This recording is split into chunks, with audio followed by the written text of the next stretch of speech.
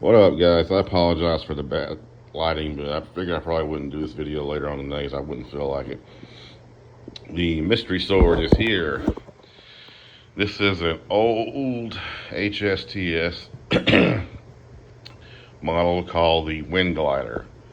And I thought it was going to be Hirazukuri. I thought it was going to basically be just like the Yuki from Munetoshi, but nope, my friends, this is not. It feels like a Hanwei XL series.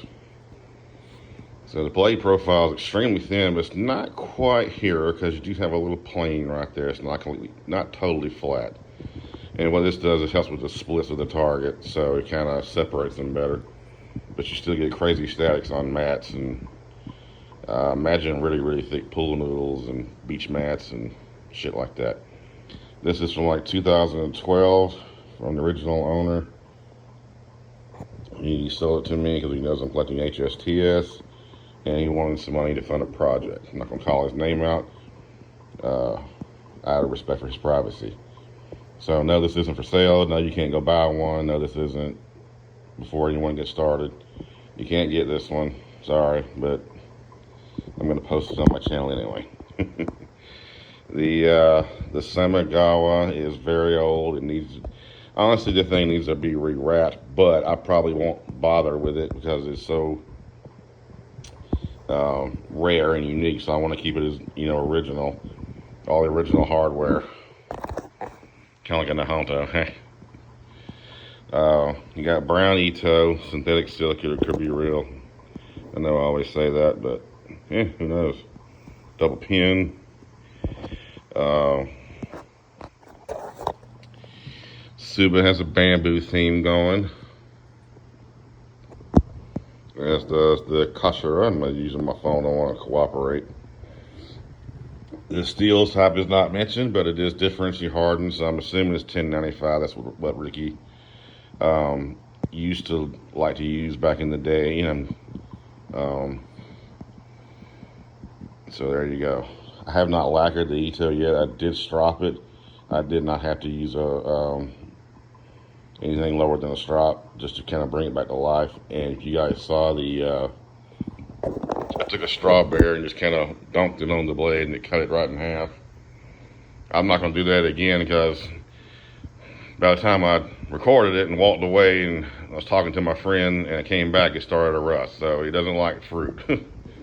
But it could just be that it hasn't been oiled, it hasn't, so I've kind of double oiled it to give it some protection. It's a 12-year-old sword. I took some rust pads, knocked off some of the original rust and scuffs, and kind of brought it back a little bit. The Hamon's very faint, especially in this lighting that I'm sitting in, but it is real. When I first saw the pictures, I thought it was wire brush, but nope, it's not. Sai is old too. You got some dings and nicks and scratches and bumps and bobs and whatever. But I'm gonna keep it original.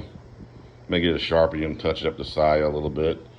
I'm gonna see if I can whip up like a little concoction of like maybe some very mild soap and maybe a magic eraser and just kind of test a few spots, see what I get. Try to clean this up a little bit, but it don't look bad for a 12-year-old sword. There's no damage to the blade, no nicks or anything like that. Like I said, I thought it was gonna be just like the Yuki, but this thing has some weight to it. It's probably as heavy. If it's not as heavy as the Budo, it's a little bit heavier because of the weight of the blade. It's kind of end heavy. It's kind of tip heavy. But yeah, there you guys go. That is the mystery sword. That is the mystery katana. Usually on swords like this, I don't really feel them as like a weapon, quote, but because they're meant for like trick cutting and just for cutting mats and shit. But I don't know. This thing is, it's a fucking beast. It's really no thinner than my mass katana, my mass sunflower that I used to own, and I would trust that thing against anything. But the Yuki by Munetoshi feels like a machete. Basically, it just feels like a machete in, Japanese style furniture, basically. But this thing has like the best of both worlds. You got the the feel of a real katana, but you got that crazy XL geometry style. And probably won't ever cut with it. Maybe not for a long time. But I got a feeling it's a devastating mat cutter. And shaving hair.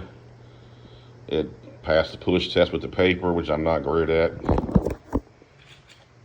You guys can see I kind of did something right there. I'll try another one. I'm going to probably flub it up, but